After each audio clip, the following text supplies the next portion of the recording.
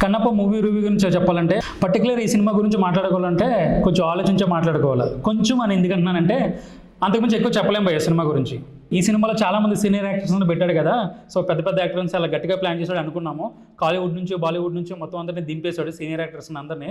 So మంచు అన్న చాలా గట్టిగా ప్లాన్ చేశాడు, ఈ సినిమాతో గట్టి కంబ్యాక్ ఇస్తాడు అనుకున్నాం కదా. కానీ థియేటర్లో స్నోన్ అందరినీ డిసప్పాయింట్ చేశాడు. కొన్న టికెట్కి న్యాయం జరగలేదని ఆడియన్స్ గోల పెడుతున్నారు. థియేటర్లో జనం కంటే సీట్లు ఎక్కువ కనిపిస్తున్నాయి ఆడియన్స్కి. ఈ సినిమా మొత్తం శివభక్తి మీద బేస్ అయి ఉంటుంది కదా, ఈ సినిమాలో భక్తి కన్నా రక్తి ఎక్కువ ఉంది.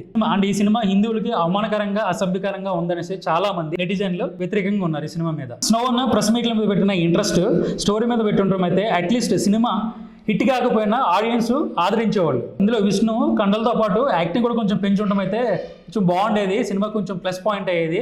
సో అంతమంది యాక్టర్స్ని పెట్టినా కానీ థియేటర్లో జనానికి మాత్రం చూడడానికి చాలా కష్టమైంది ఈ సినిమా. 2.5 hours